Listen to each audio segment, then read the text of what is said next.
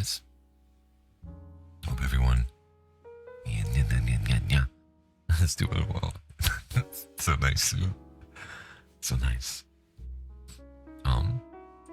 Sorry that I'm late. I might have slept in. We might be having the opposite issue that we have before, where I'm instead getting too much sleep instead of not enough. But it's fine. It's fine. After stream, I will be making a schedule and pinning it to Blue Sky, so we have something that is going to be fairly accurate. That way, I'm not going to have to make one every week. I intend to stream 9 to 12, roughly. Oh, I need to add the S to it too. I don't know why. It's just social. I need to put socials. It's a user error. It's a skill issue. That's on me. Thank you. But yeah, that way we'll have something consistent then with a pretty reliable time. I'm still waking up. Good news for me. I got a big script order, so yeah, I get to I don't know when. Probably try to knock out one later tonight. But also after stream, in addition to posting a schedule, we'll be doing new audio for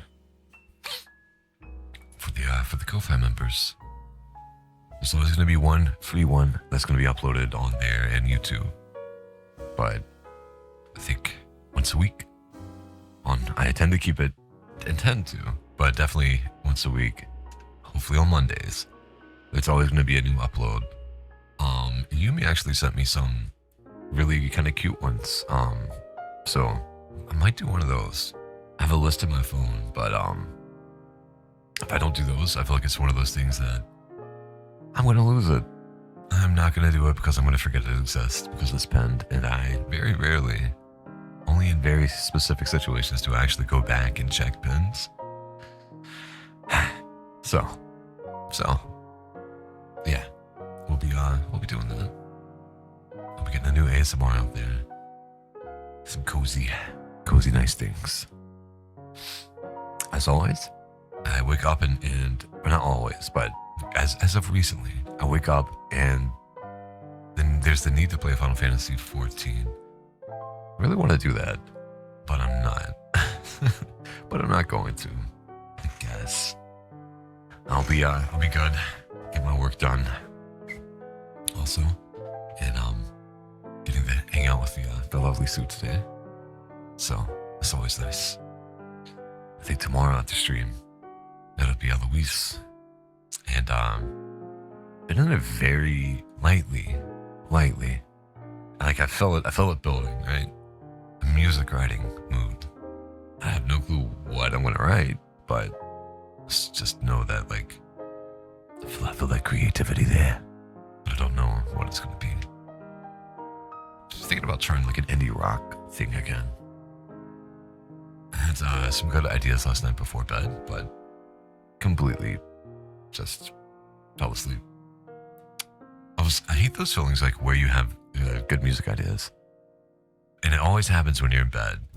And then you have to think to yourself, do I want to get up? Do I want to get this out and record it? That way it actually exists. And I'm always like, no, I'm going to remember in the morning. I don't want to get up. And then I promptly forget. I'm like, man, that sucks so bad. So yeah. Yahoy. Welcome in. Good morning. Good morning. I was late to my own stream. Isn't that pretty cool? Oh well. I'll get used to it.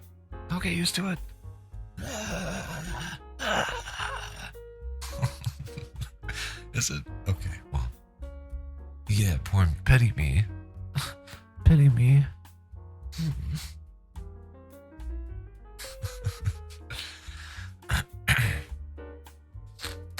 I'm just gonna chat for a little bit, ramble, while I have my first cup of coffee and get fully awake. The scripts that I gotta do. It's a good thing. It's a good thing that they're big because that means more money. But they're so big. There's 2 of them, and they are both very long. But it's good. It's nice. So, how was your morning? How's your morning going? Do you have to do them in one go? No, I'll definitely do one in one go. Like I'll do each. I'm thinking about doing like one today, one tomorrow. That way it's done. That way if I get more work, I'm not gonna get behind. And also like, when I do these streams, I'm reading. So I don't want to get like burnt out on reading by breaking it up.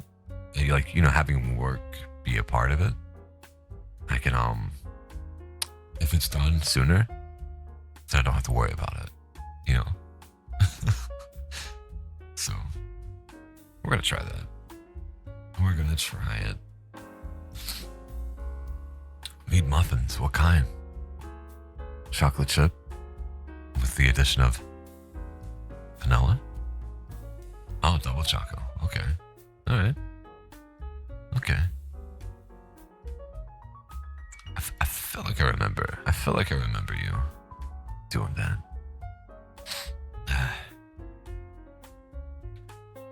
You want that? Yeah. It's too sweet in the morning, but it does sound good. Oh, for the first time in a long time, I actually had pancakes last night. I actually had pancakes for dinner. Aggie had asked, she asked if I wanted them. And I was like, yeah. I let it hang. I let there be silence, and I gave her like an unamused look. Because normally I'm not into pancakes. Like, it's just not my food. But I was really craving something sweet. But I was like, no, I gotta pull the Sunday move, I guess.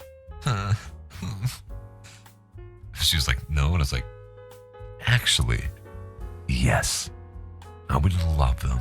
Thank you. And she made them with blueberries, and they were thick, but they were good. It was nice. It hit the spot. And then I just had like sweet gravies afterwards. Oh. You want apple cinnamon? That sounds good. Sweet gravy? What? What? What? Hey, y'all?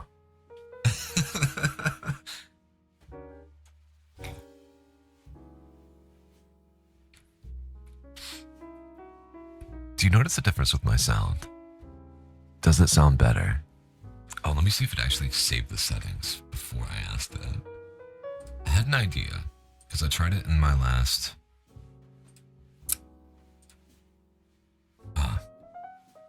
it didn't save it. Weird. Does this sound better than how I was a second before? Like this? Or does this sound better? Like this now? Because what I did with my last audio is I turned the gate off, so it lets in some of the background noise. So this is with the gate on, with it like cutting out background noise, and this is with it off.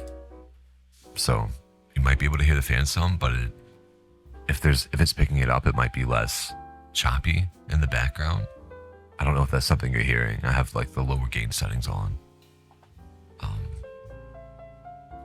It's not so obvious. Eloise. Eloise.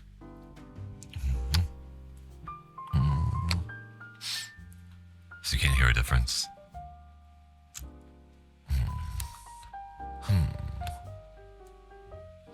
I need to play around with stuff. I need to spend some time recording and stuff. I didn't have my kids. That's terrible. Oh no. Oh no. You're gonna riot. Classic Friends.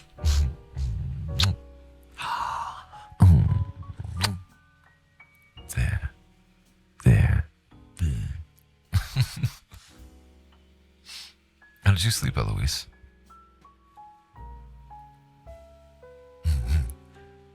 What does make gravy? Gravy.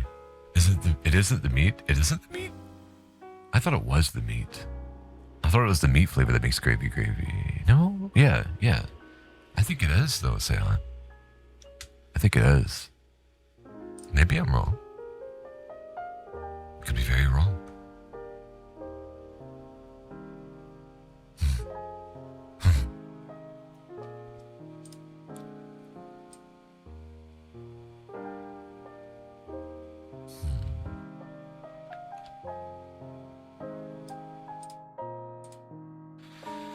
My husband says flour is what makes the gravy.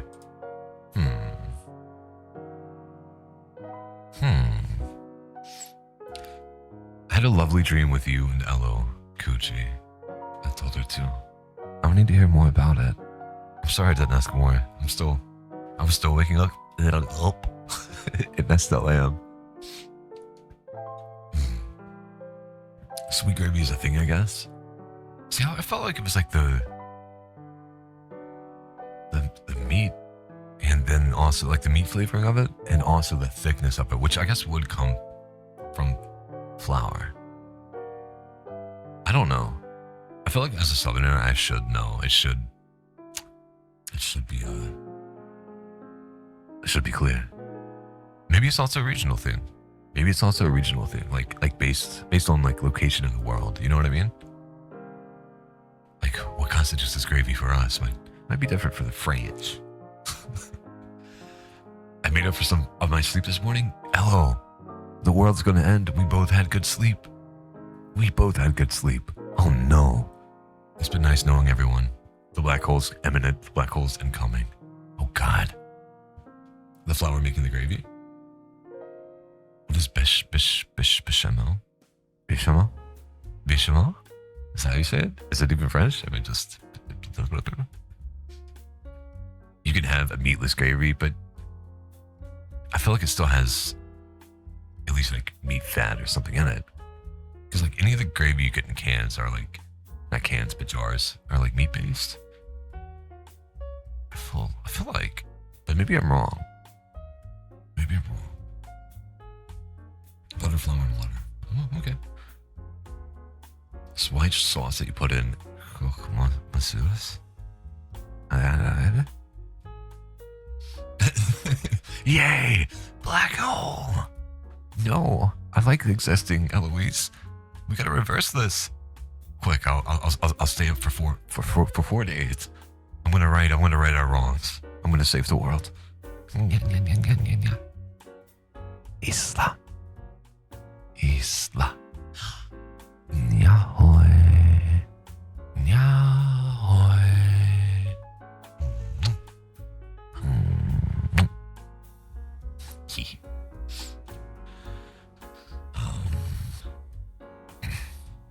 What about sour cream?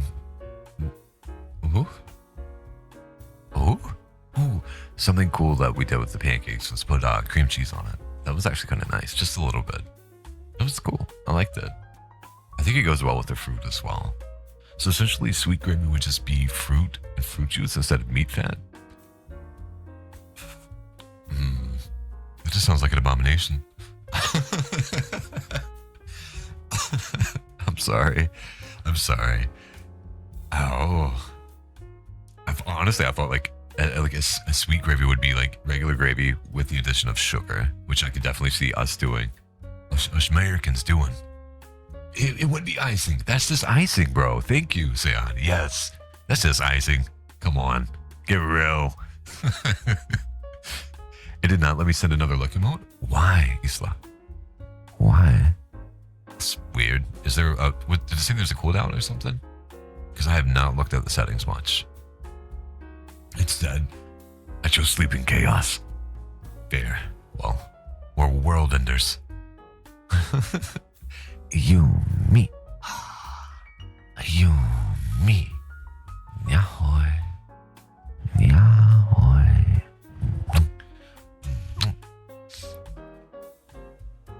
Give pancake. I'm curious now. Okay, I don't know how to make them well. So Will we have Eggy make one, or I don't know. I don't know. Oh, honey in the meat gravy would make it sweet. But that actually doesn't sound bad. Like a little drizzle. Like not mixed in with it, right? But like after the gravy's been made, after you top it. Yeah. Drizzle a little bit on top. I can see that being good. Apparently the Frenchies. I guess the Finns as well. Finns have abominations for pizza, by the way, just so you have that information, just so you know. The French are a bit more like us. Freedom and all that stuff. They drizzle honey sometimes for some of the things on top of the pizza. That's so odd to me. I can see how it could be good though. Like I'm open to trying. I'm open to trying Finnish pizza as well, and all the cursed things that entails. Nyahoy. Welcome in, Yasena. Welcome in. Please feel free to grab a coffee or tea or any beverage of your choice and curl up, relax, and have a good time with us. Thank you for being here. I can send you the recipe that we made yesterday. Your pancakes were thick. So thick, Sue. Maybe that's why is that why I was in the mood for them? I saw your pancake picture in the morning. Oh, well, you don't have a pancake though. Oh my gosh. And I want to end with gravy pancakes. I think that was maybe it. It said cool down? Okay, Isla, if you can remind me after stream, I will definitely look into it and try to correct that. I didn't realize that was a thing. Ren says, hey, hi. Tell her I say hi. Hi, Ren. Nyahoy.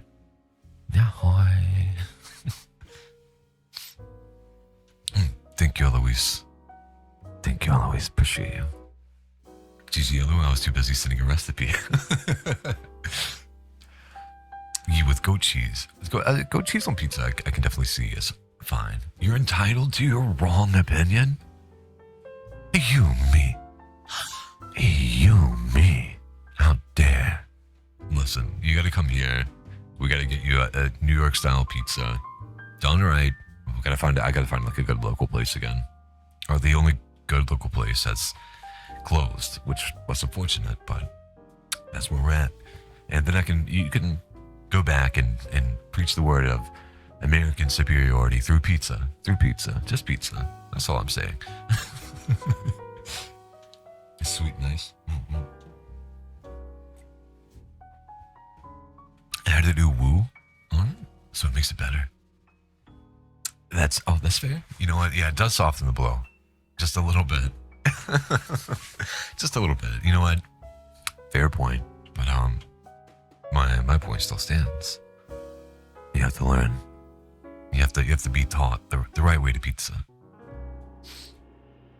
Definitely. Wait, what are you heavy downing, Sue? You didn't get to experience. You didn't get to. Well, I mean, you may have had New York style pizza before, but maybe not from a good place. Yeah. To be fair, Yumi, despite the interesting combination styles, they do look good. It does look like good pizza. It's the only time where I've considered maybe trying tuna on pizza. Tuna and red onions with honey. It sounds horrible, but the way that it's presented legitimately looks good. So, yeah, I intend whenever I go to Finland in 15 years, when I can afford to, definitely intend to have a lot of pizza and maybe other stuff that you guys want to show me. American superiority when it comes to pizza. It's true, it's a thing. And listen, like unironically, I'm not going to budge on this. And if you want to be shown the light and the truth, I'm more than happy to guide you, as always, with anything, Sue. So, have a good look, Sam. Mm-hmm. And good luck with the baby. I hope they They become happy, a happy little baby. Me just looking at the sidelines, this pizza conversation. Yes, I know you're not a fan, Isla. And that's because you haven't had American pizza. That's what it all comes back to. That's what it all comes back to. Thank you. I think he's just unintentionally taking a side and proving my point. And I value you. Thank you so much. Yes, Isla's correct. Isla's correct. I didn't say a word. This was her. Good. I'm happy we all agree.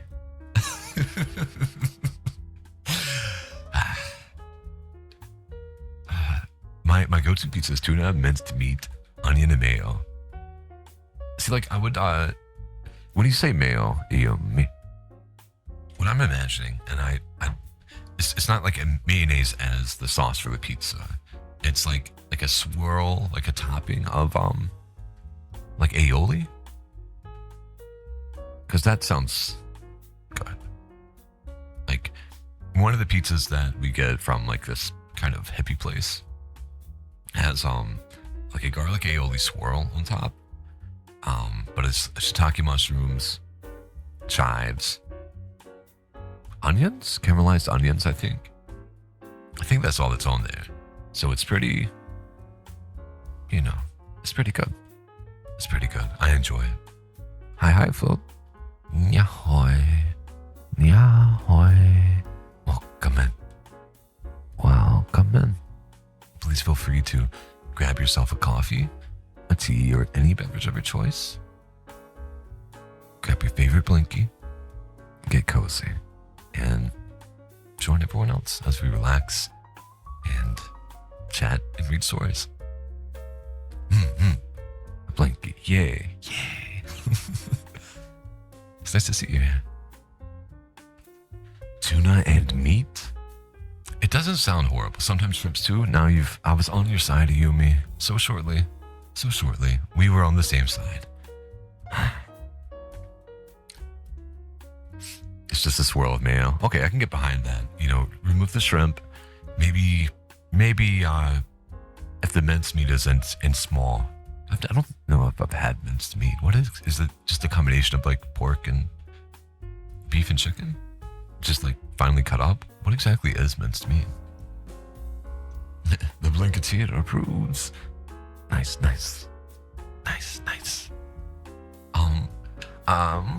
If you don't mind, my coffee is gone and cold. It will literally take me 2 minutes.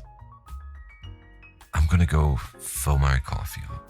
And if you are near empty on yours, or you need a refresher, please take this time and do the same. Remember to drink water and have something to eat and take care of yourself. That's what we do here at the ASMR Cafe. Nyaha. I'm hungry now. Then eat. Yeah, get that water float. Give me 1 moment. I'll be back.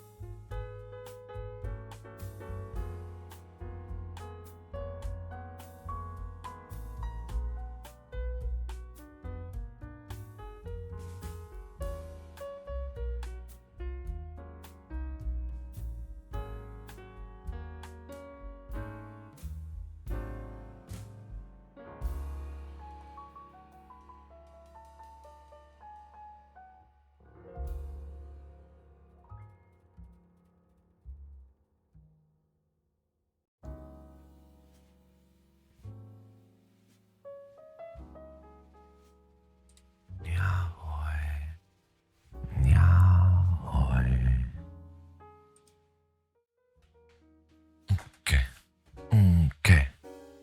We're back. We back. What did I miss?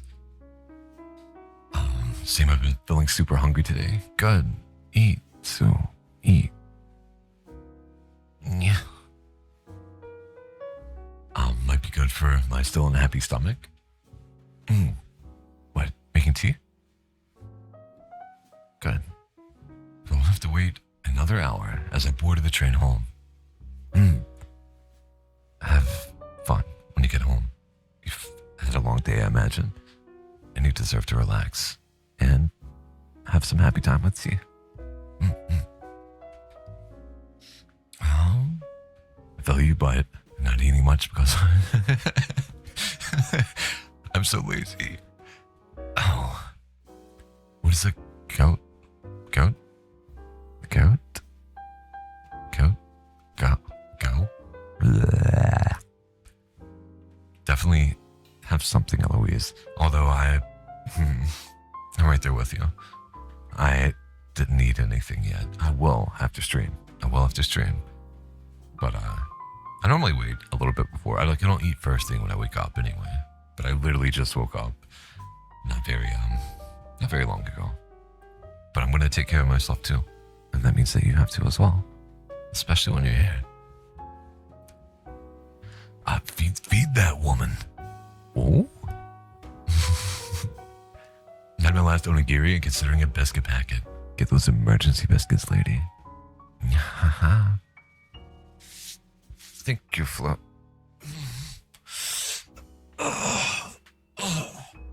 Big stretch.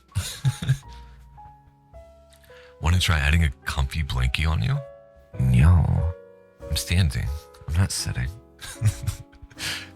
I mean, you could throw one on me, though, if you want, I guess. I move too much for blankies. A hard G? What is a hard G? Gote?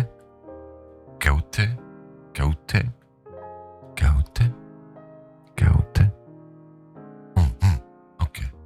What is it, though? What is it? Thinking my brain was totally blanking for help. That stretch sounded like you stretched your joints to the end of the universe. Oh no, was it bad? Did I pop? It was a good stretch though, it felt nice. My body feels a little bit better.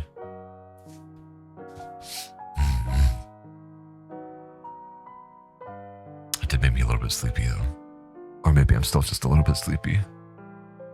It's time for a sweet treat. But you have me. Okay. I'm not enough. Oh, no. I wish this model would frown. I wish this model would pout. Are you confirming it?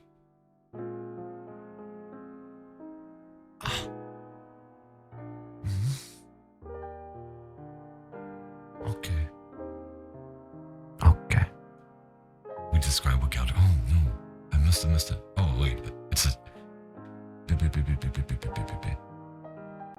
missed it. I'm scrolling up.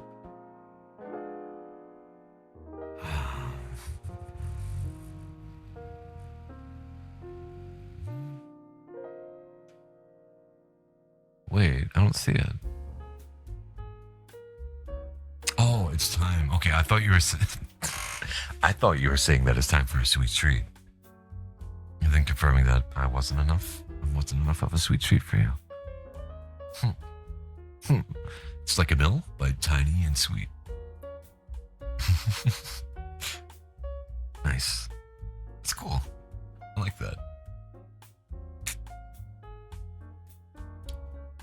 You are. Oh, thank you. Thank you. Yeah.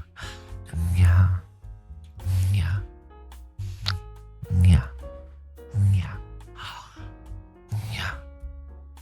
Yeah. Yeah. Yeah. I don't know what that is.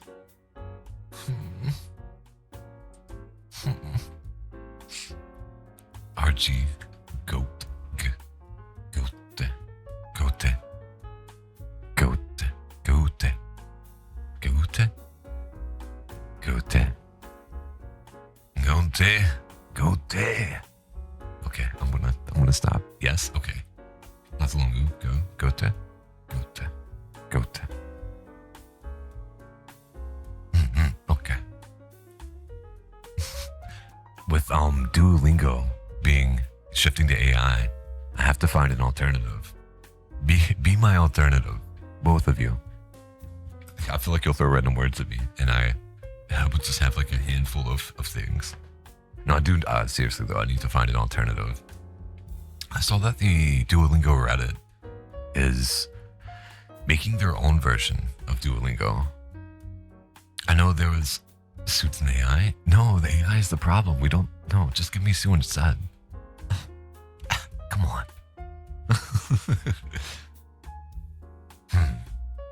I know back in the day when I like attempted, and it did not last. It did not work. When I attempted to learn like some Russian and some Polish, there was a site called Live Mocha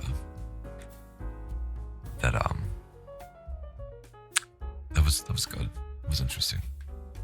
It was I don't know if it's still active or if it's still a spot for it, but I don't know. I probably won't do that. It was more like a kind of like a forum where you could add lessons, but you could also ask for help from native speakers. It was interesting. I think it had something to do with, it was either modeled after Rosetta Stone or made by people that made Rosetta Stone, something like that.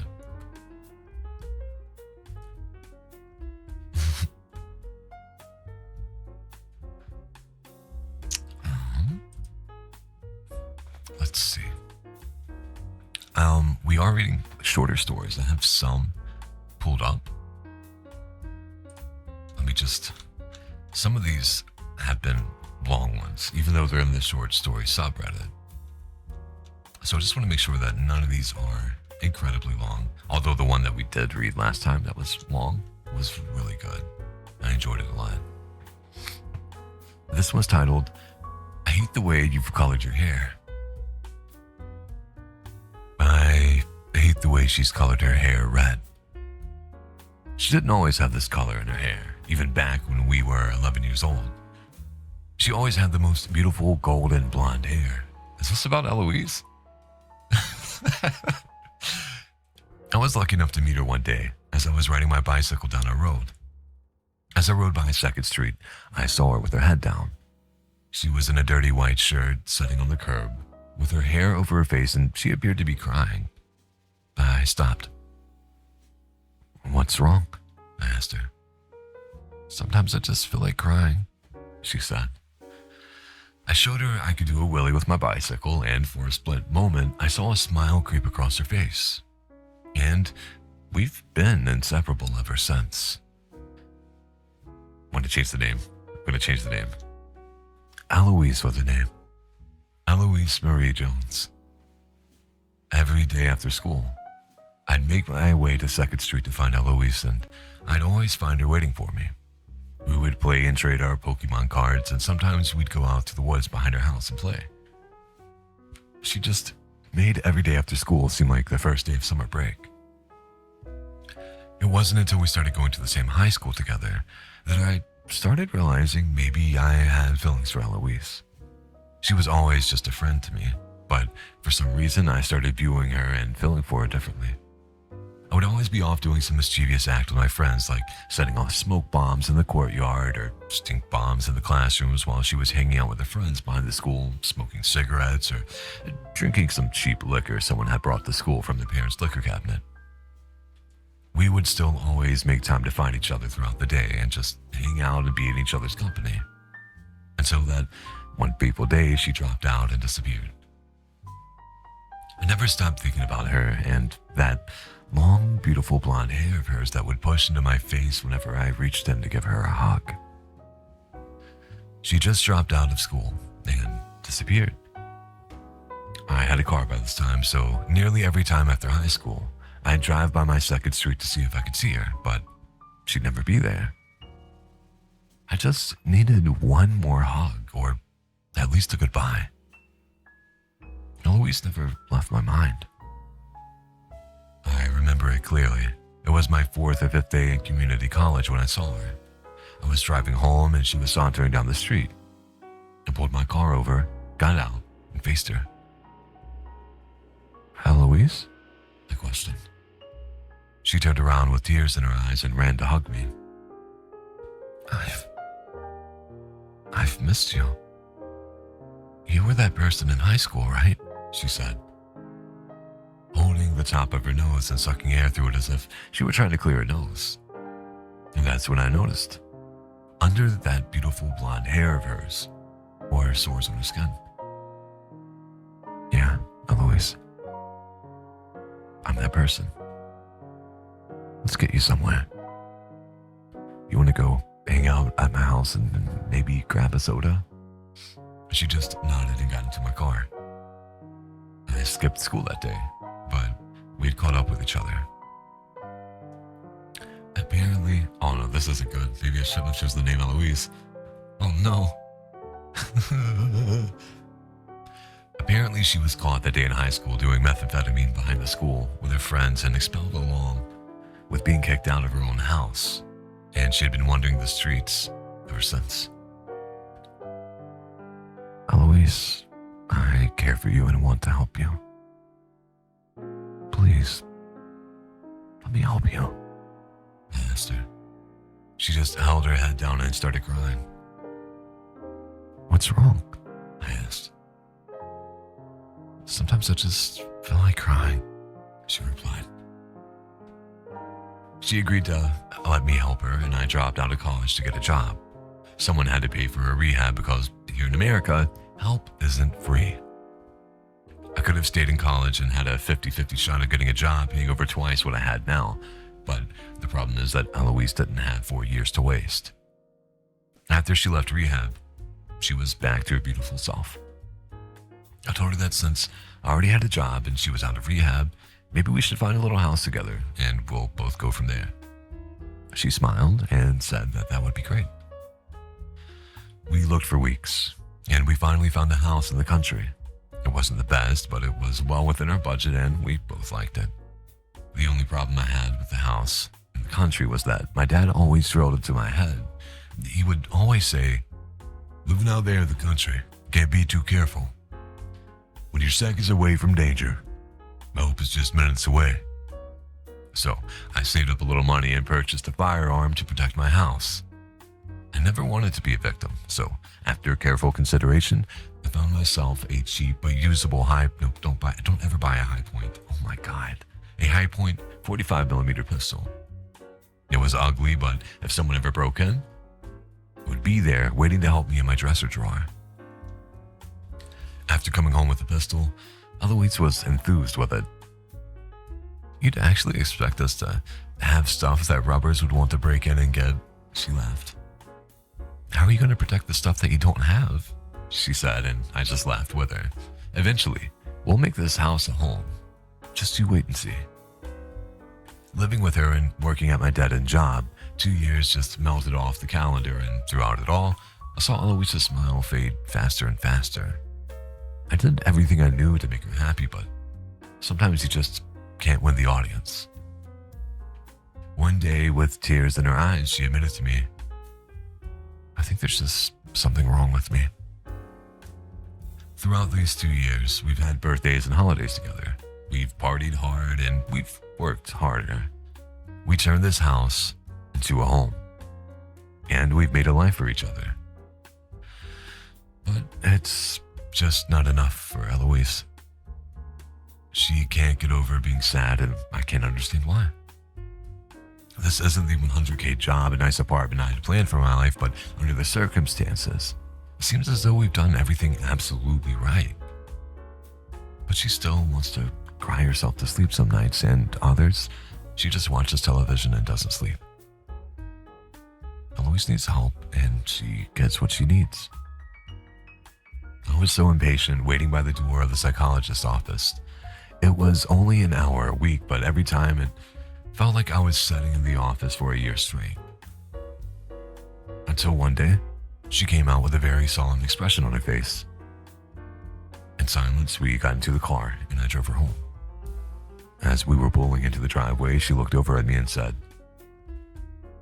I have major depression, they said, or that's what they're thinking. I parked the car in our driveway and turned to her. As I moved a lock of her hair out of the way, say, we'll get through this. We've gotten through so much so far. I don't see how we can't get through this too. Fast forward to now. I guess there's some things we could never get through. I've come home from work to find you lying on the floor with that bloody high point next to you. I'll see you soon. Was the last thing that you said to me. I called 911 to report a suicide by gunshot to the head, and they said that help was just minutes away. I picked you up to hold you one last time. I see your hair is dripping wet with a shade of red. I hate the way you've colored your hair. Ooh. Right in the fills. Right in the fills. Oh my God. It did turn dark quickly, but it's also a nice twist. And an emotional one, which is what makes good anime.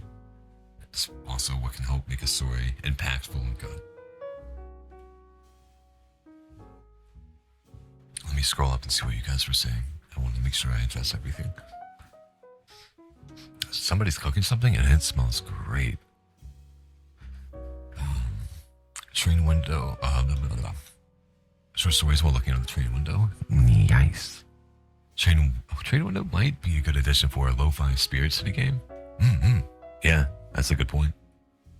Try Lingo Deer for Duolingo Alternative. Is that the one that people from Reddit are making? From the Duolingo subreddit? I know they're making their own version of Duolingo before it went public and everything allegedly started going bad. Never mind, it's in French. Okay. I guess that's not it. You can change it back. It's too late. Never. I'm assuming that was your support, Eloise. I'm sorry the story was so dark. Train change time? Yeah, 50 minutes and I'm home. Nice. Is this depression? Indeed it was. Indeed it was. It's not what we anticipated. Same. It's a twist. Yaha.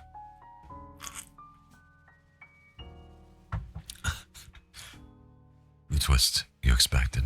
The twist you got. But Mom, we have twists at home. I just messed the meme up, but it's fine. This smells really good. I wonder what I want to make for lunch. I'm thinking about breakfast. Not breakfast. I'm thinking about burgers. Or maybe like I have these. I think I still have wraps. Been making like little tiny pizzas. Because we were talking about pizza, and I kind of want some pizza now. Yushi, breakfast burgers. We have bacon. We have eggs. I want a good sauce to drizzle on it, though. That sounds good. I was in the kitchen, struggling with lemon. What? Welcome in, Yushi. Nyahoi. Nyahoi. Please grab yourself a coffee or tea, or any beverage of your choice. Grab a blankie, and feel free to get cozy in the ASMR Cafe.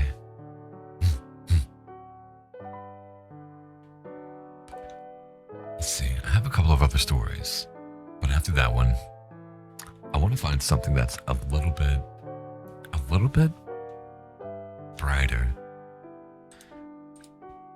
We gotta bring the mood back. We gotta bring the mood back. This one sounds promising. It's titled Orange Roses. That'll do it. Thank you. I say smiling as I take the roses. Let me drink some coffee too, before it gets too cool.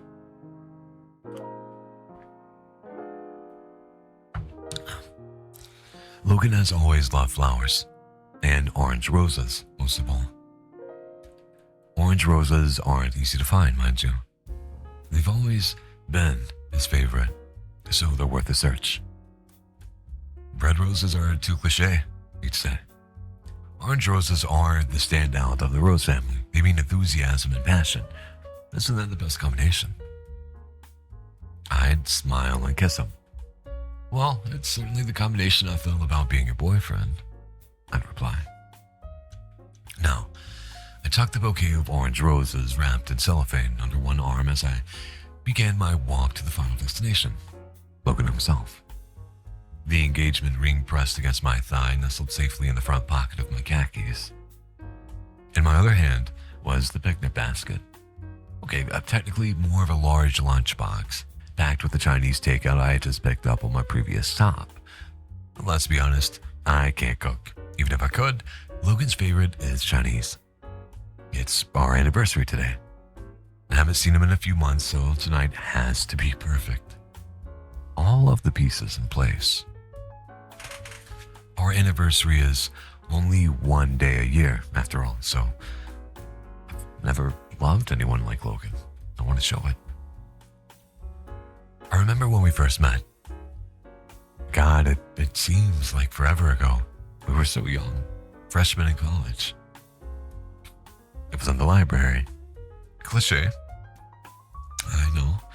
I was sitting at one of the big desks on the second floor, reading some book about public policy and trying to take notes. Oh my gosh. On the chapter. I had to test the next morning. I had been there for 4 hours.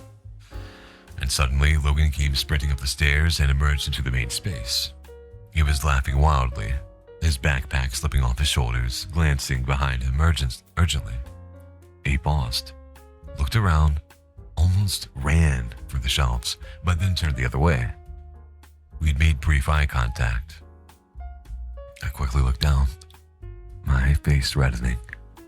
I did not want to be associated with this guy who had attracted the attention and outrage of everyone nearby. Students were glaring at him from every direction. And then, it was too late. He came skidding by me, ducked, and literally rolled under the desk, now beneath it and invisible from view to everyone but me. I stared at him in shock. What the fu- Shh! Please, it's important. I'll owe you one.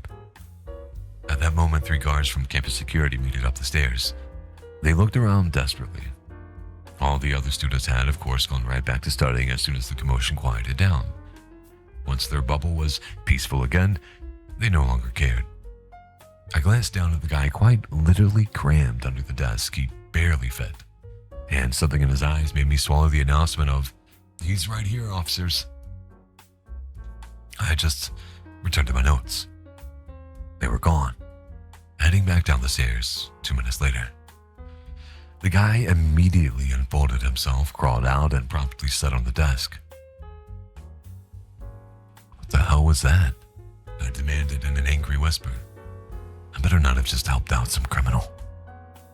He laughed out loud. I could feel the daggers behind, being glared at us.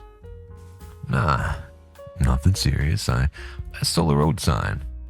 They want it back. You... what? He reached into his backpack and pulled out a street sign name, Campus Drive. It was the one that marked one of the main university roads. I stared at it, and then him in shock, but he tucked it away again as quickly as he revealed it. He grinned. For my dorm room. That's a nice touch, don't you think? It was only now that I was noticing how cute he was. Cute? Harvey, what? You have a girlfriend? Yeah, sure. I looked back down at my notes, hoping he'd leave. He didn't. I could feel him watching me as I wrote, and my face reddened. Why are you staring at me? He was smiling. I said I'd owe you one. Come on, let me buy you dinner. And now I was truly blushing. His smile broadened. Oh, I'm straight. He laughed out loud again, more glares. Just as friends, then. You look like you need a break. I considered it was getting late and I was hungry. Sure, I said finally.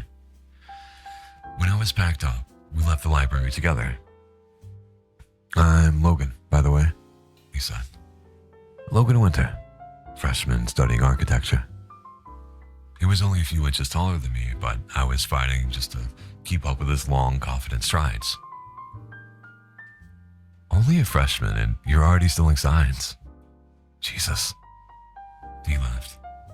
Hey, age has nothing to do with how much trouble I can get into. And that's not how this goes. You are supposed to introduce yourself. Oh, Wait. He abruptly stopped walking and huddled his arms, stopping me too. Look at those. He pointed.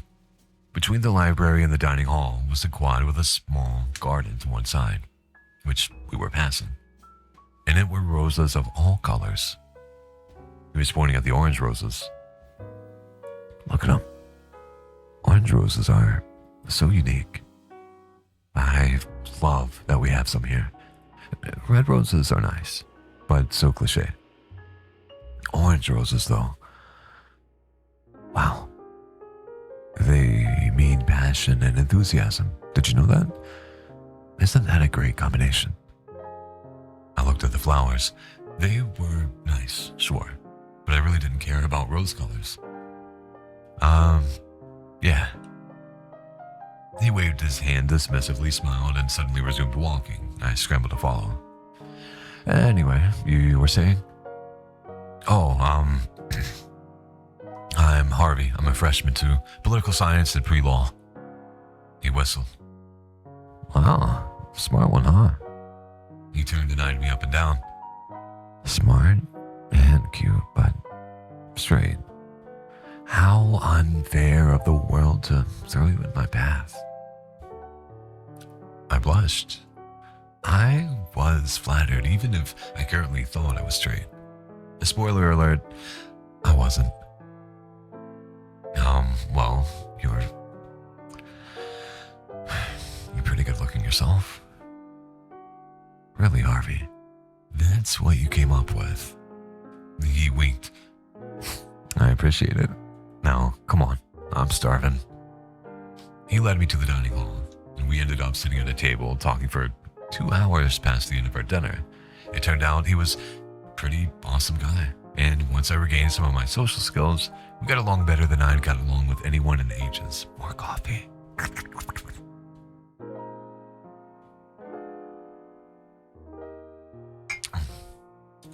Towards the end, he grabbed my phone. I really like you, Harv. Let's be friends. What do you say? Welcome back, Sue. He passed the phone back to me. It had a new number and it next to the name Logan and an octopus emoji. He winked. A very underappreciated animal. Did you know they have 3 hearts? I failed my test the next morning, but Logan and I met up again for lunch afterwards, so I didn't really care. Now walking along the street with my lunchbox on one side and flowers on the other, an elderly man sitting at the bus stop smiled at me. Must be a real amazing girl, he says, and I smile back. Oh, he is. The most amazing guy, I answer. His grin doesn't falter. I hope he likes him, he says, waving as I continue past. I hope so too. I take the next crosswalk and continue on my way.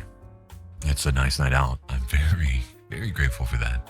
Last year it rained on our anniversary. Don't get me wrong, I still enjoyed it, but it made everything more complicated, and I was so worried about the roses getting waterlogged.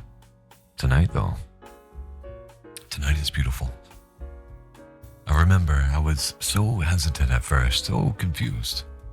I think I'd always known deep down that I didn't like girls in the same way that my brother or friends did, but I didn't really find out the difference between what I was feeling in a relationship and what I could feel in a relationship until Logan. Oh, whoa. Oh, wow.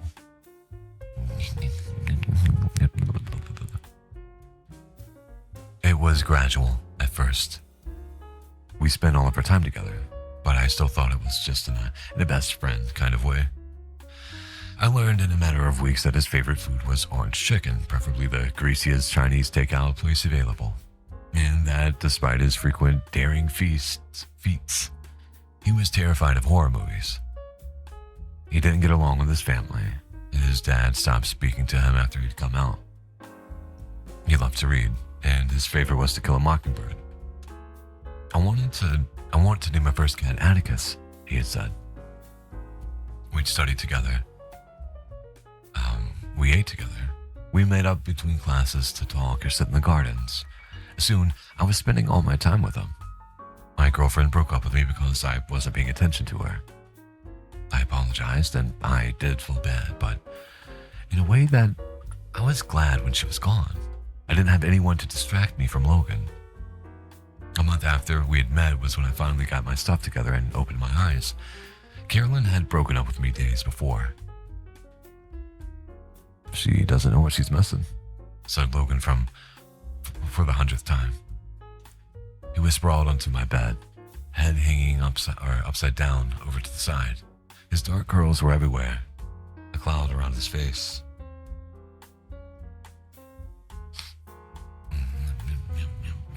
Give me 1 second.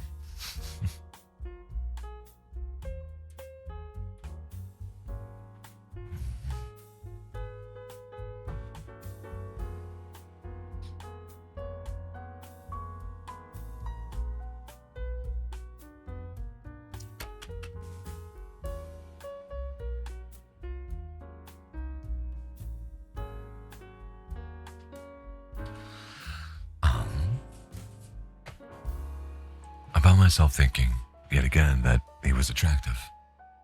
I'm not in the I'm envious way that I've been trying to convince myself I meant. Yeah, I said. It was a long time coming. I'm sorry if it's because of me, he said. I'll go fight for it back if you want. I'll beg forgiveness, say it's all my fault. Oh, Caroline, please take him back. Poor Harvey was simply influenced by my evil ways. I laughed. Nah, it won't be necessary. Okay, if you're sure, he chuckled. I was sitting on the floor, my back against the bed frame, our faces inches apart but not facing. He wasn't looking at me, and I found myself staring at his lips as they moved. But for what it's worth, Whoops, that's supposed to be Harvey. But for what it's worth, I interrupted him by swiftly closing the distance between us and kissing him. I swear to God, sparks flew. I had never felt anything like it. When I finally pulled away, his face was flushed. He was upside down. Slowly, he flipped over so that he was laying on his stomach. His curls bounced everywhere. He looked at me, a little grin on his face. Finally, he said, I thought you were straight. I was giddy. I stared back into his large brown eyes and shrugged. I was wrong. He laughed.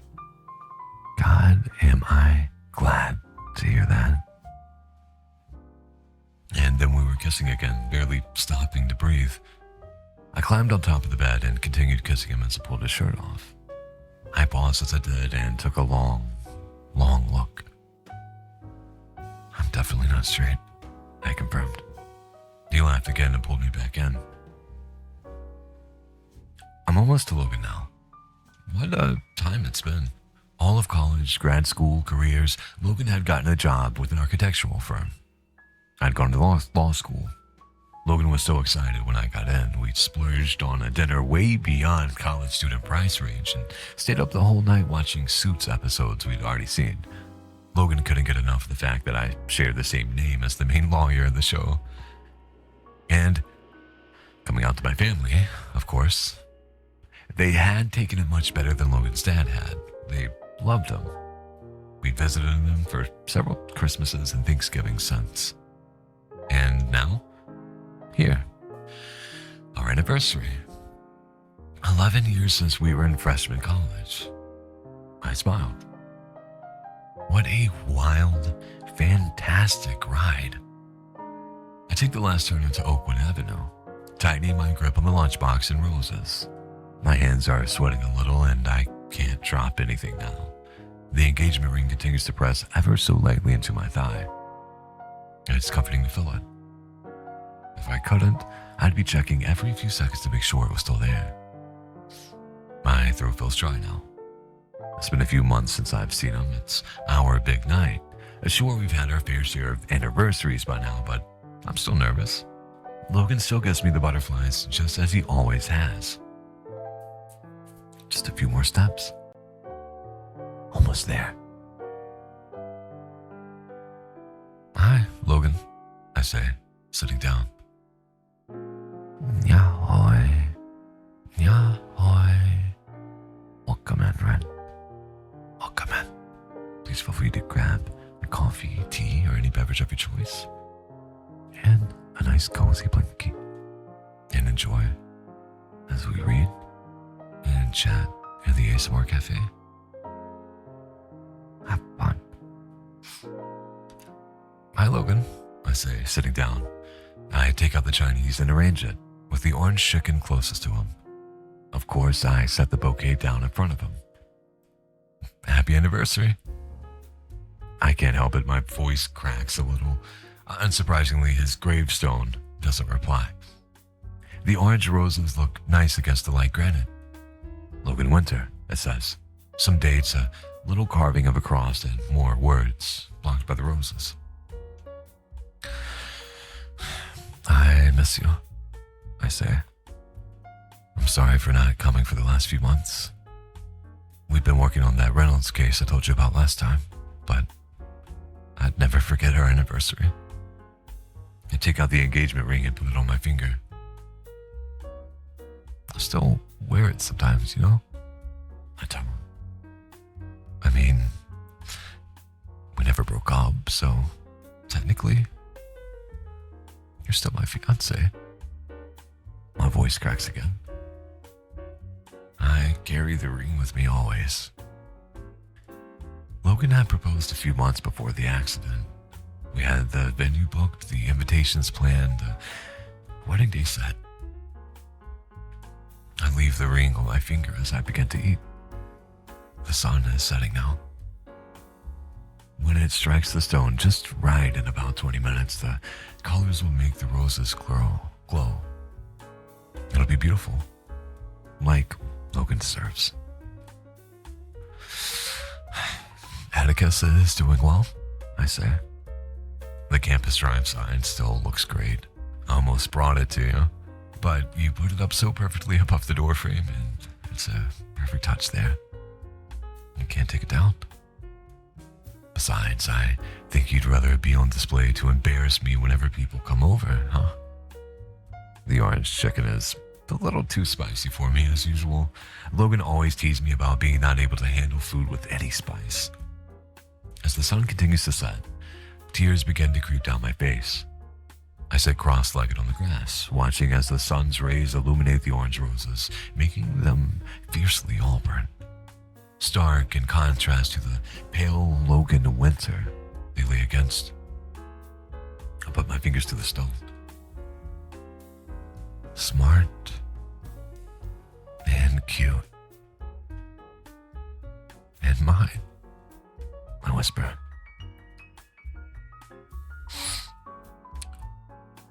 How unfair of the world to take you away from me. That's literally got me tearing up a little bit. That's literally the second story we've read with it.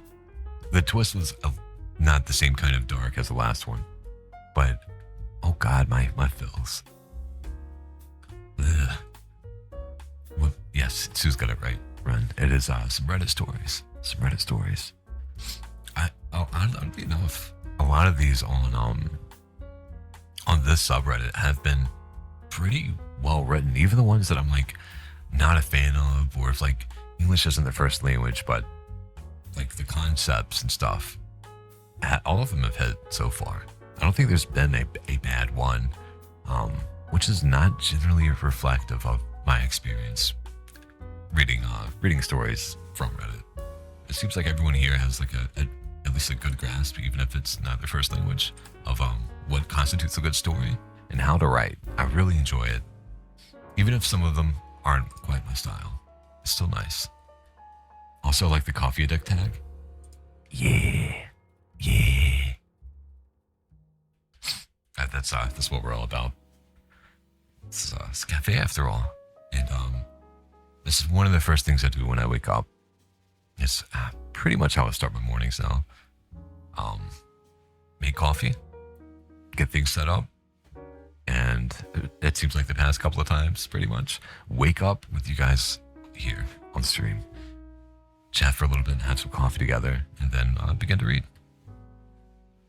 Also, I don't know if triggers are your thing, but I do occasionally. I do have a couple of trigger items, although it's not quite the focus. Sounds more organized than what I do. That's fair. Yeah, I definitely started this with a very clear idea of what I want, which is to just have cozy vibes. And yeah, coffee. That's the theme. It's on the screen. Yeah.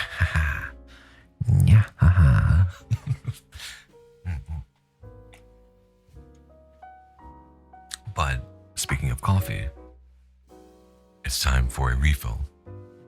It'll literally take around 2 minutes. So please get some coffee yourself, get some sort of drink, get food if you need it. And just finish yours. Yeah, let's go, Sue.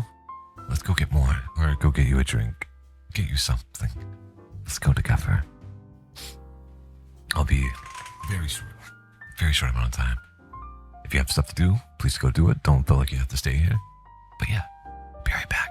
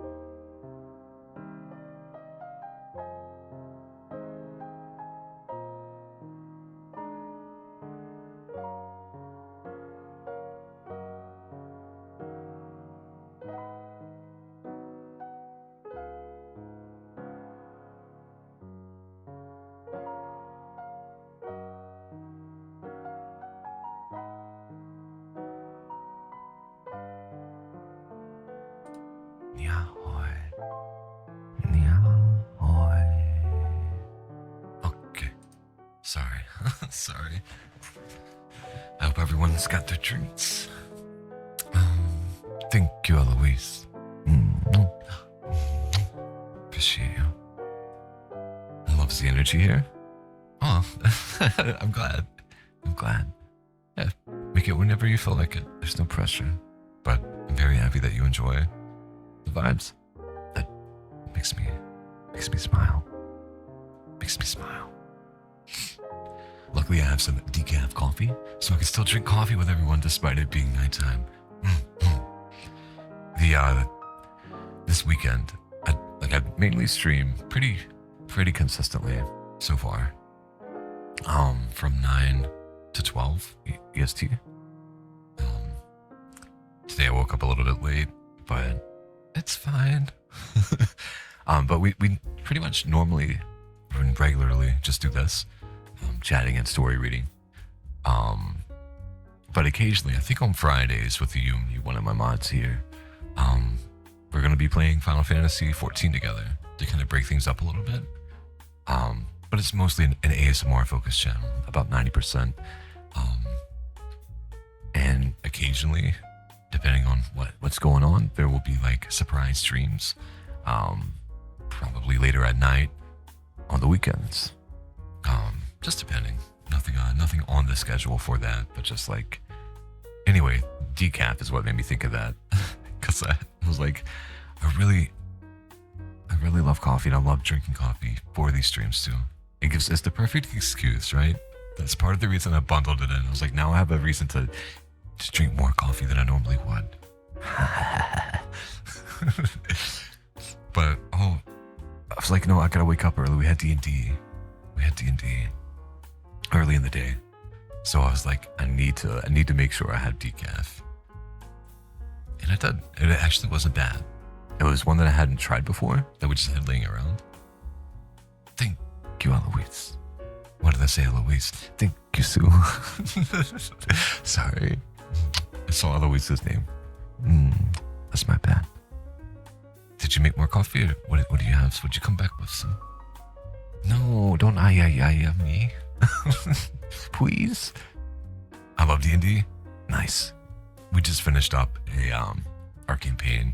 It's like 1.5 years, mainly due to scheduling conflicts, but yeah, we're starting Pathfinder 2 Remaster as our next campaign, as our next thing. We're gonna do like a short one, and then I think so everyone can get a feel for it, and then we're gonna launch into actually, I believe, a big campaign.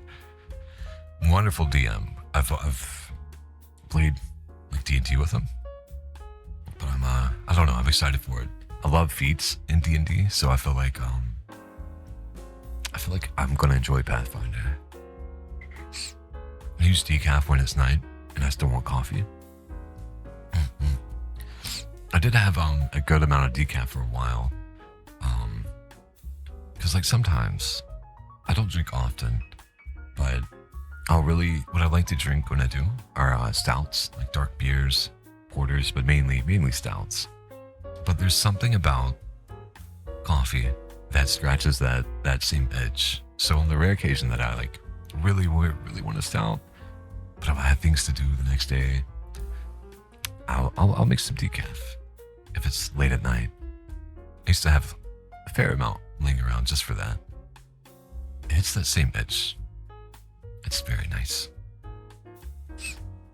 Noah came back with lemon syrup and sparkling water. That's my Sue. That's my Sue.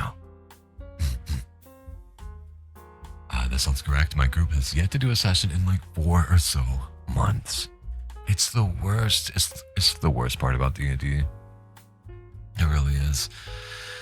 But it's part of the experience too. I think we're not gonna be getting together for roughly a month or more for the scheduling reason. There's like 1, 2. There's 7 of us, including the DM. So it's always a struggle, but I feel like more times than not we usually get together. Like I think everyone's now gotten to the point to where like we're fine with shifting it to like Sunday. You know, we normally do it on a Saturday, but everyone seems pretty content with if things need to shift, letting them shift. Yeah, it's part of the experience, I guess.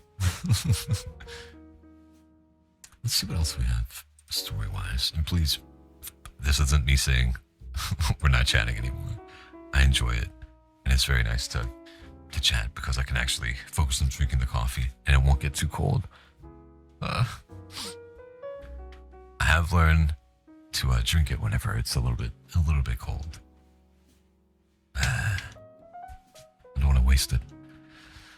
Let's see. I want to find something cool.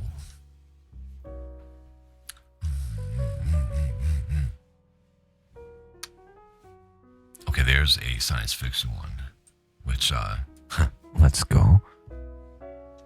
How long is it? I think it looks longer than it actually is because of the spacing of everything. But this one is titled. Oh, you're a sci-fi fan too? I love sci-fi stuff. So does Sue here. So it's nice to have another fan of sci-fi stuff. Tell me you're a metalhead and we're going to be best friends. I study science, so I enjoy sci-fi. Ah, so cool. So cool. Very nice.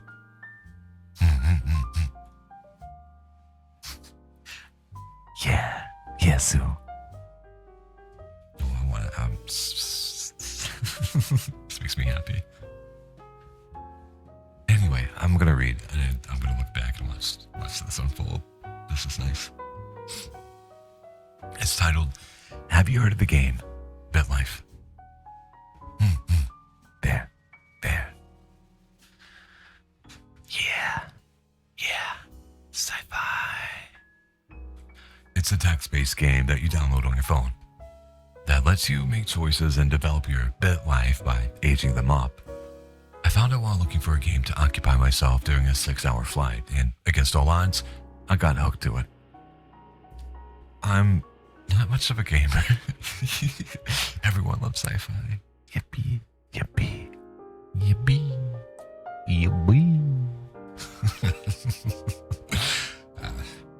Just for you and me.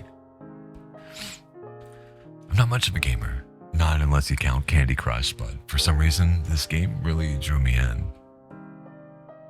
All of the options and unique scenarios just kept me coming back for more.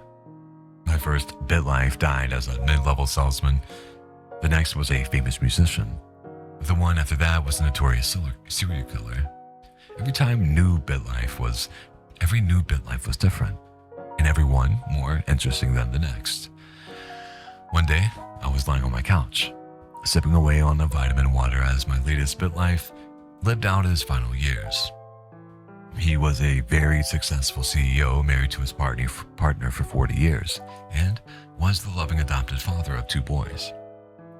The black death scream popped up as I aged him up one last time.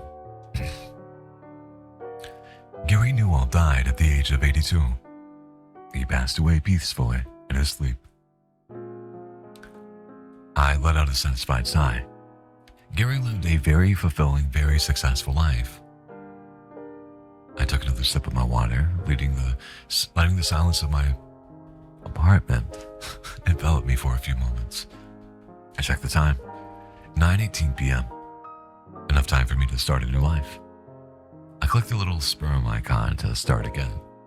My phone froze, the screen becoming unresponsive for a few seconds.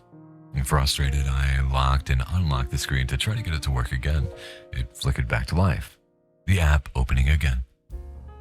I gasped as double-checked the new name. Rita Thatcher. The exact same name as me. I let out a laugh, trying to imagine what the chances were that a random name would be mine. I have a feeling this one seems like it's going to be more horror than sci-fi. Maybe it's a little bit of both. I guess you can't probably have 2 tags. I decided I was going to give little Rita the best life possible. Make her a CEO or a famous painter, maybe even a movie star. Feeling excited, I took a look at the information screen. I was born a female in Glasgow, UK. My eyes went wide as I double-checked the location. I was born in Glasgow. My excitement slowly faded into a dull sense of dread as I continued to read. Born November 28th. Same day as me. The feeling of dread grew as I read the names of the parents. David Thatcher, writer, aged 29. Willow Thatcher, police officer, age 27. Those were my parents' names. My dad was a writer and my mom was a police officer back in those days. I quickly did the math and the ages also matched. With shaking hands, I clicked age up. Age 1, year. My mother and father had a baby boy named Jensen. My blood turned to ice as I read the text again. No way.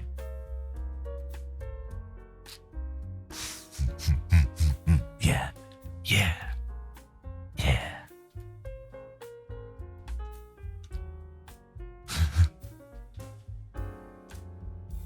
No way, I said to myself over and over, unable to believe that this is really happening. My stomach wrenched itself into knots as I thought of my poor, sweet brother. I clicked age up. Nothing showed up for age 2 and 3. With each blink screen, the feeling of dread that sat inside me eased up just a little. I tried to imagine what the odds of this being a coincidence was, and possibly low. I clicked age up. Age 4. Your parents want to buy you and your brother a pet spaniel named Daphne. I let out a shriek as I dropped my phone and scrambled to the other side of the couch. I fell off the edge, my butt hitting the cold, tiled floor. I sat there for a bit, curled up and taking deep breaths. I remembered Daphne's sweet brown eyes and golden coat my parents got her for Jensen and I when I was 4. She was my sweet angel, my best friend for 5 years. I sat on the floor for a second more. As the weight in my stomach eased up enough for me to get up, I went to the kitchen, grabbed a glass from the cabinet, and poured myself some water. I leaned against the counter, taking slow sips in as a feeling of dread faded little by little. I placed the empty glass in the sink and turned the hot water on, grabbing the sponge and dish soap as the water heated up. Still in a daze, I cleaned the glass, rinsing off the suds and placing it on the rack to dry. I think I'm just tired, overworked, and delusional from working a double shift. I'll just turn off the game and go to bed. I jumped as a ping sound came from the lounge. It's my phone letting me know that I got a message. I made my way to the lounge, sitting back on the couch as I picked up my phone and glanced at the screen. BitLife was still open, its text waiting patiently for me as I swiped down and checked the notification. It was from BitLife. "Don't leave just yet," it said. "You must be losing your mind, Rita," I told myself as I clicked age up, bracing myself for whatever came next.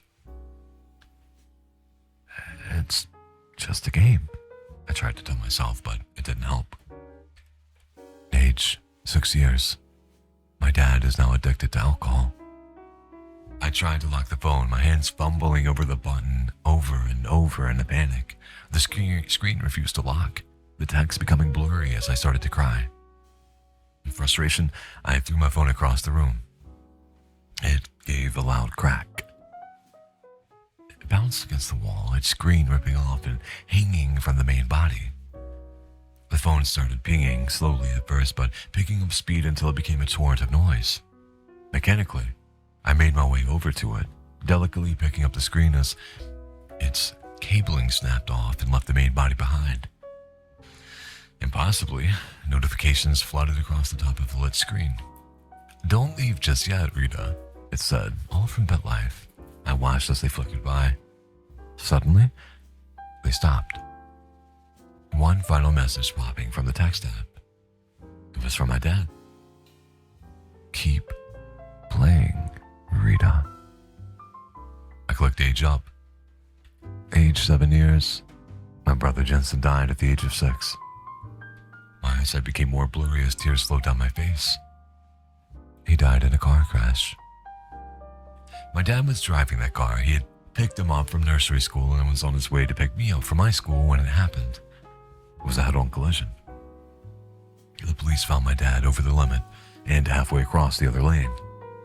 Another notification, this time coming from my mom. "Keep going." Numbly, I clicked age up. Age 8 years. My mom died at the age of 35. The phone speakers came to life from the other side of the room, giving me a start.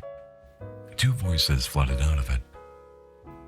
It's been years, but I recognized my parents' voices. It started out hushed, both of them whispering to each other so as to not wake little Rita. Soon the voices grew louder and louder, filling the living room as they screamed angrily at each other. I cupped my ears trying to drown out the sounds. It grew louder, the noise filling the room until I screamed, trying to drown them out. "This feels more like horror." Agreed. I don't really see the sci-fi element here. Suddenly, it stopped. Let me get some coffee. Sorry.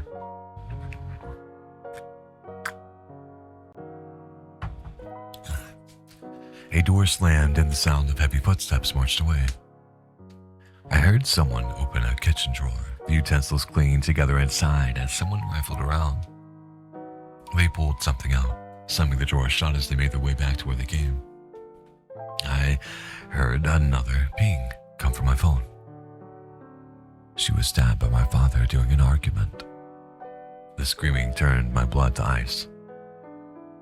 It started off loud and shrill, the sound reverberating throughout the house. It started becoming hoarse and choked before cutting into a gurgling silence. I cupped my hands over my ears, dropping the screen as I curled into a ball. I began screaming, telling it to stop as the sounds of my dad's labored breathing joined the sounds of the knife. Suddenly, it cut off with another ping. As my vision returned, I looked up at the screen. "Keep playing, Rita." I clicked age up. Age 9.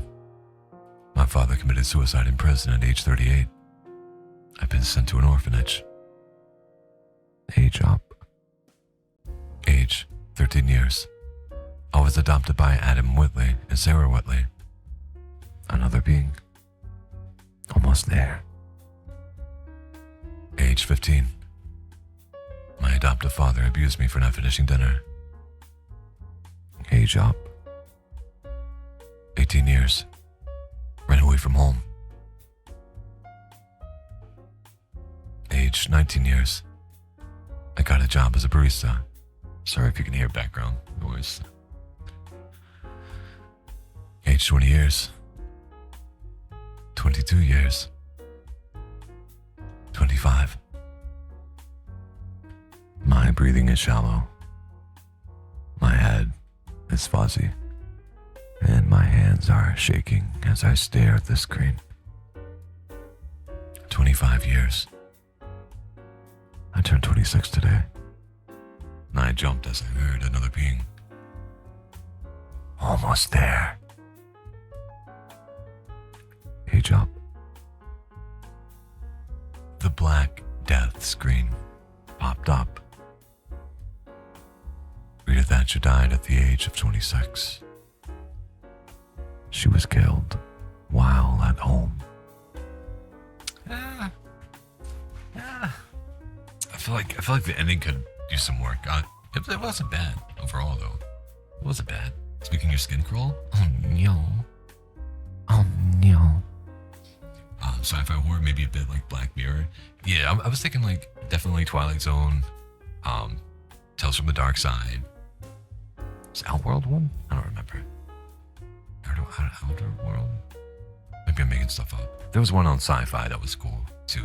But yeah, it definitely gives me like those kinds of that kind of sci-fi stuff where it's like it's definitely more horror than it is sci-fi, to be fair.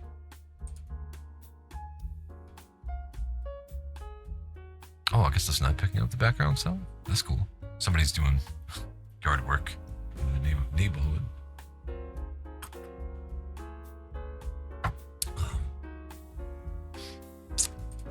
But yeah. The Ko-Fi stream bot. They're so you know, on Ko-Fi there is free ASMR, and there's also members only ASMR. Once a month on YouTube and Ko-Fi, I put out a cozy. Try to go for cozy. Try to go for cozy. Cozy, wholesome, say so ASMR on both YouTube and on Ko-Fi. And once a week on Mondays, so I have to record it after stream at some point today. There are uploads for the members only, but that's there for you to get free ASMR if you so desire. Let's find another story. Hopefully something. You know what? Maybe I'll type cozy. Or do we want to go for sci-fi? What are we feeling? Do we want cozy or sci-fi? Because there's gotta be something. I think every story we've read has been a little dark, which I don't necessarily mind, but space opera are rarely cozy. Fair. They could be interesting. It doesn't necessarily have to be cozy. Cozy sci-fi? You know what? I doubt it's there.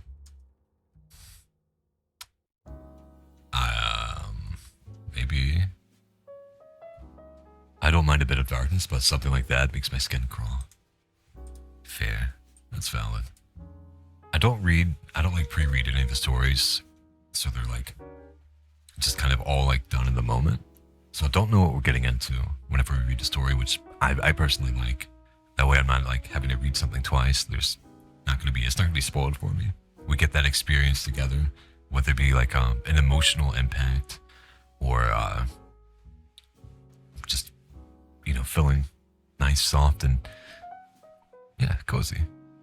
And anything that the writer can impart, we get to experience in real time. So even though like the content isn't always going to be like cheerful or happy, I find that beautiful that we can kind of experience something together in real time. That's what I'm focusing on here. Obviously, everything's not going to be for everyone, so I'm sorry that it made you uncomfortable. But we've looked up cozy sci-fi, and we have a story called Containment, which doesn't sound cozy. It does sound sci-fi, but it doesn't sound cozy. Let's find out. Dr. Frederick Barov stood at the observation window, staring into the isolation chamber with a mixture of unease and fascination. The chamber had the deceptive air of a waiting room. Comfortable seating, TVs, magazines, even a corner stocked with toys for children, but the faint erratic movements within betrayed its true purpose. The thing inside darted around, leaving behind faint, smeared trails on every surface it touched. Whatever it was, its speed made it almost impossible to discern clearly. "What exactly am I looking at here?" Barov asked, his voice measured but tinged with apprehension. Dr. Yvette Willer approached, tablet in hand. Her face mirrored his curiosity, though a flicker of trepidation crossed her expression. "We're hoping you tell us, Fred. Our best guess was some kind of hyperactive ferret until we slowed it down. Look at this." She held up the tablet, tapping the screen.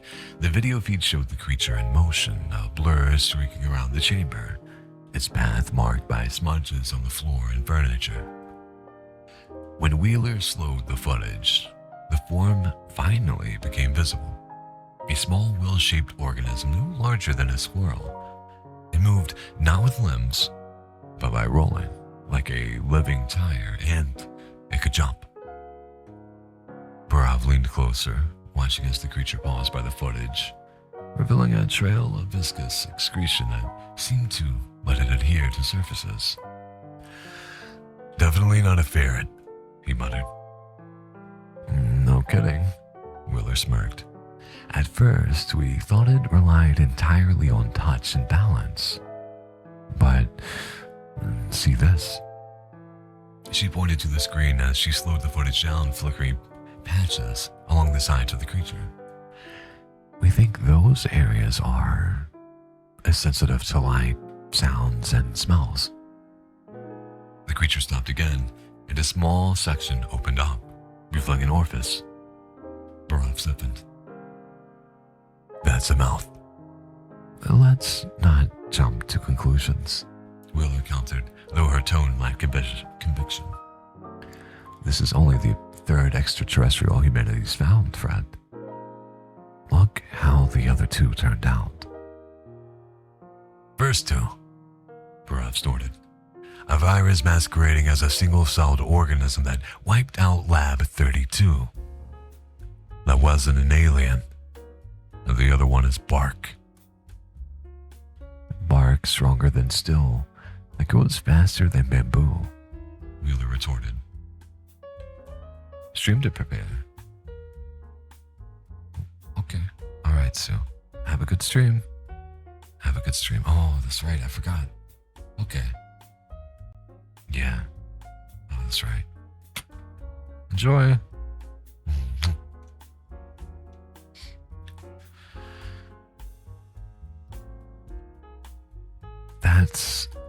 That's different. This is a creature with eyes and a mouth. It's the first real alien. Have you tested the secretion? The results should be back soon, Willer replied. Given the Omega Project's track record, it wouldn't surprise me if that thing is leaving behind crude oil, Barav remarked dryly. Their exchange was cut short by a sudden rapid popping sound emanating from the chamber. A bright glow filled the room, and Wheeler winced at the unexpected noise. Isn't the chamber soundproof? Barav shouted over the cacophony. It's supposed to be, Wheeler yelled back, panic creeping into her voice. The glass is unbreakable. The popping escalated, and with a deafening crash, the observation window shattered. The window vanished as abruptly as it had appeared, replaced by darkness and the silence. A faint, scurrying sound echoed. Barav and Wheeler exchanged a terrified glance before the lamp lights flickered and went out entirely. They moved cautiously towards the exit, but the dark streets began forming around them. The creature was everywhere, its smudges marking a frantic, chaotic path. Barav tried to step over one of the streaks but stumbled as the blur intercepted his leg, sending him sprawling. Wheeler watched in horror as stains began to appear on his face, his screams of disgust morphing into cries of agony. It burns, he yelled, clawing at his skin as red welts and peeling flesh spread across his face and hands. Activate the kill switch. Wheeler scrambled to a nearby workstation, her hands shaking as she removed the plastic cover from a small red button. Unlocking the safety with a key around her neck, she slammed her palm down on the button. Thank you, Eloise. Have fun.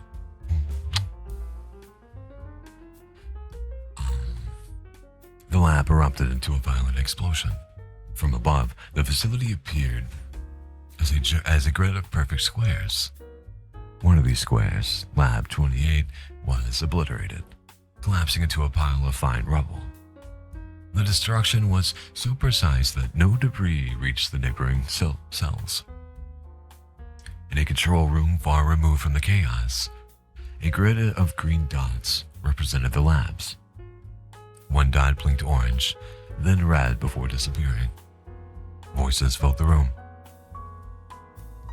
Did they lose contaminant? One voice asked. Yeah, just before the blast, another replied. Scrap the whole sector. The entire grid shifted to orange, then red, and finally disappeared. All of that work, the first voice lamented. It's a real shame. Okay, have to try it again, and this time, make Dr. Willer blonde. It's interesting. We are approaching the 2-hour mark. If possible. I'm just gonna sit here and chat and enjoy the last bit of my coffee before it gets too cold.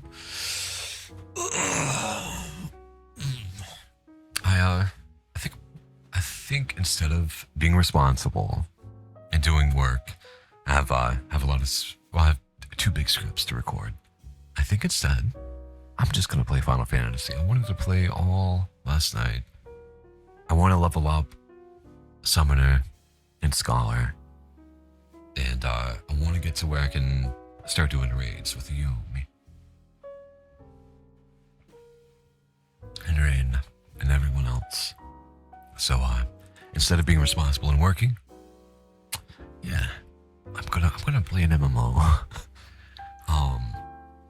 I think for a little bit at least, I might stream it in the server.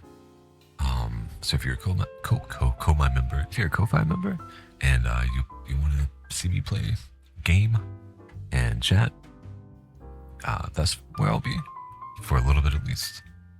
And yeah, that's my plans for the day. What do you guys got going on? The float arrived home. welcome home. Welcome home. We're gonna be alive for alive. We're gonna be live for about 13 more minutes, somewhere in there. We're gonna go for make the stream 2 hours. Maybe I'll grab some lunch, but yeah. What you got planned for the evening, Flo? Oh.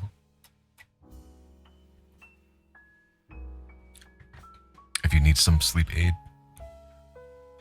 my VODs are here and also on YouTube. So feel free to pop over there if you need some help sleeping. And you don't mind a mixture of aimless chatter, trigger sounds, and reading. I'll have knobs if my stomach allows. Nice. I'm about to do that too. What are you gonna eat? What are you gonna eat? I still don't know what I want to make, what I want to prepare. I've not decided. Sorry, I had to attend to my cat, Scotch. That's a cute name. I imagine it's the color of Scotch. You got an orange and brown kitty. That's what I'm envisioning. Have sausage soup. That sounds interesting. I was gonna say I don't think I've had that, but I've had like gumbo. Calico? Adorable. It's very cute. And oh no. That's a shame.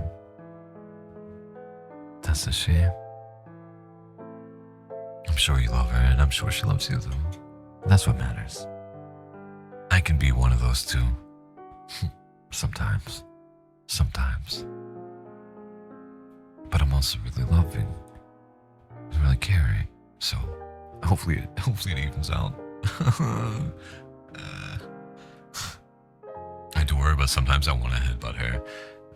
That's fair. That is also cat ownership at times. It happens.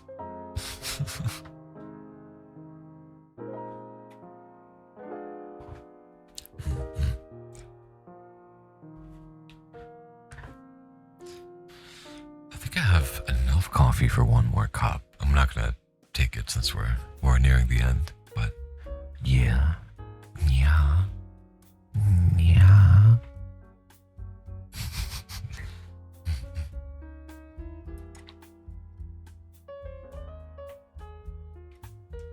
There. Nyahoy. Welcome in, Miku.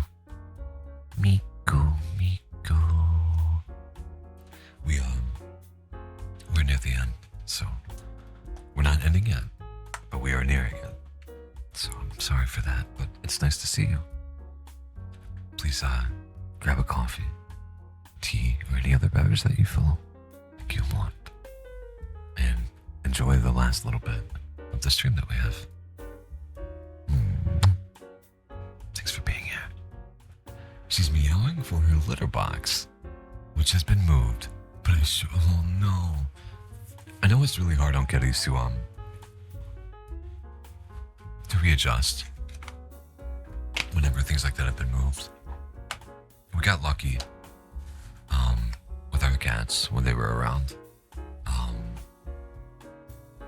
Yeah, I miss them. They were really great. Jellyfish Queen. Hey, hi. Nyahoy. And not kyan nyan. Not kyan nyan. Not kyan nyan. Nyahoy.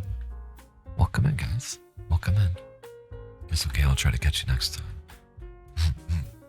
No worries if you don't, but I very much appreciate it. Thank you. The VOD will be up if we read a couple of stories. Yeah, it was I feel like mostly a chatty stream. She'll figure it out. She's a smart kitty. Good. I remember we got our cats. They were starting to get old. A very big, like easy to step into litter box. It was not as pricey as you would think, but they had like the ones with the coverings before. but they were just getting like, one of them was getting too old. Her hips would hurt often, so she had trouble getting in and out of it.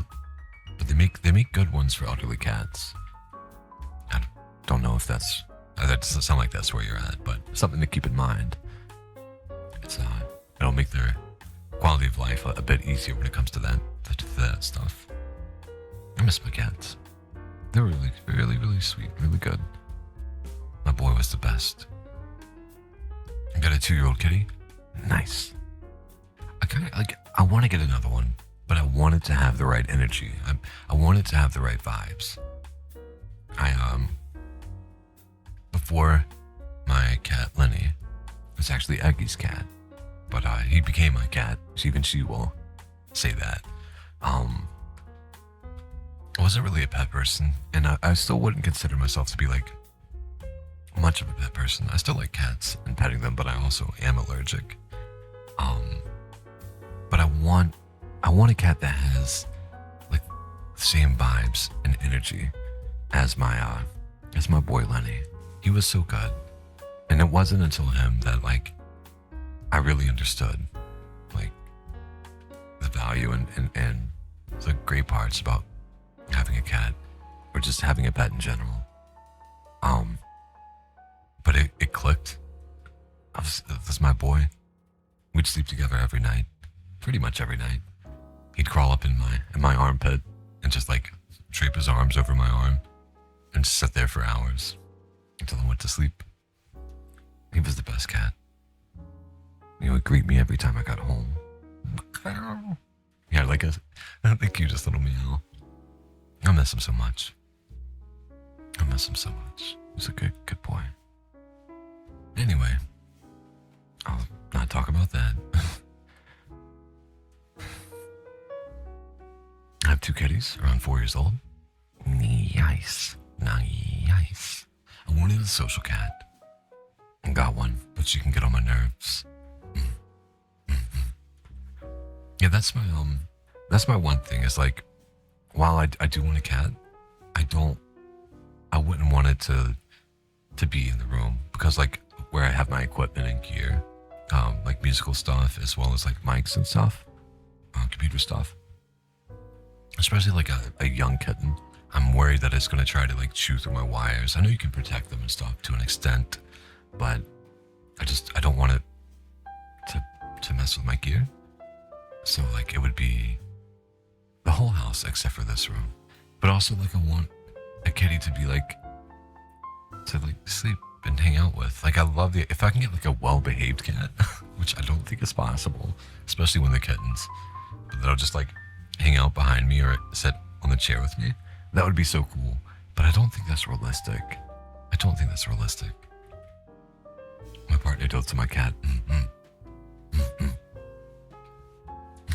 You giving me petties? You me? My cat bit my monitor a few weeks ago? No. That's not great. Rescue an adult cat? I wouldn't mind. I'm hesitant for that. Because I haven't had like a kitten since I was like a small child. And like things happened with it that it was the reason that I kind of wasn't a pet person, because I used to really be one when I was a very small child.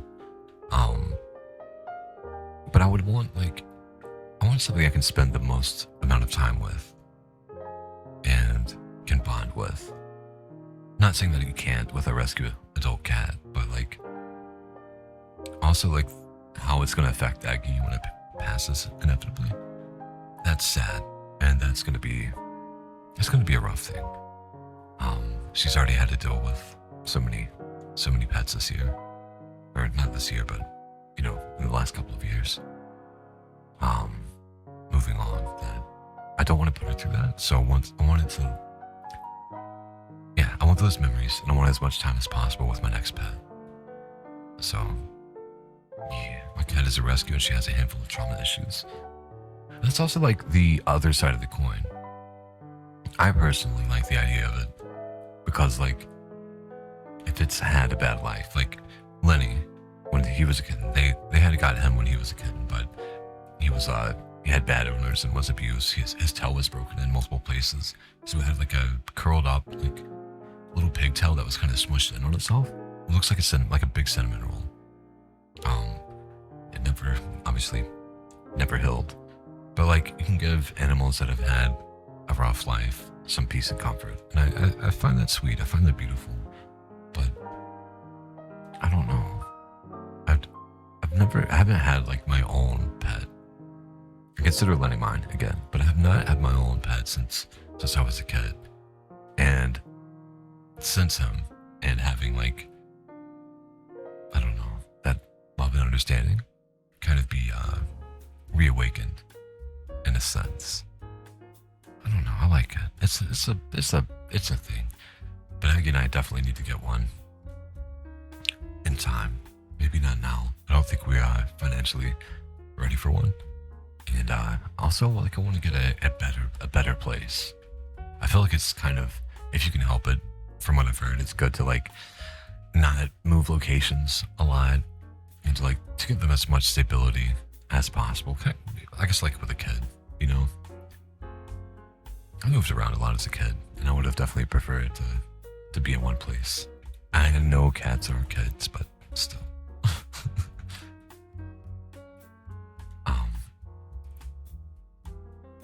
It's true. It depends where the kitty comes from. If a kitty is like from a good home, but they couldn't keep it or the previous owner passed. My friend got one like this. They're usually well behaved. That's a fair point. That's a fair point, you and me. Thing is, Scotch will attack you randomly, but we're working with her despite how challenging it can be. Scotch's previous owner had 2 boys who abused her. Well, it sounds like Scotch is very lucky to have you. It'll take time, but I'm sure that she'll adjust, and she'll have a nice and happy life. It's just like with people, it takes time, definitely, to get over mistreatment and to learn new behaviors and new ways of being. It's really hard at first, but I'm sure with enough love and attention and not being abandoned, that yeah, it's good. It sounds like she needs someone like you. Good on you, Brent. Good on you. I love the cat, the D&D, the guys whose house we go to for D&D. He has like 3 cats and 2 dogs. But there's one really social cat that hangs on Aggie. She was literally in her lap pretty much the whole session. But she kind of looks like the cat on my shoulder here. She's so sweet. She's very cute. I pet her just a tiny bit, because if I do it too much, I'm going to start sneezing and allergies are going to act up. But she is so adorable. She loves dinkly earrings, so Aggie like will not wear earrings now, because she'll go and like try to she'll bite at her ear and like try to swat him a little bit. Not with paws out or claws out. But she really is the cutest cat. I did like they have like a hairless one, and I really liked that one, but it scratched me, and so I got my feelings hurt, and I don't associate with it anymore. How dare you? I'm a guest in your home, cat, and I've been nothing but nice to you. How dare you scratch me? It wasn't like a meaningful one. I think it was like walking, and his nails were just a little bit too long, but I still took it personally. My feelings were still hurt. And it's maybe not valid, but I feel how I feel. So.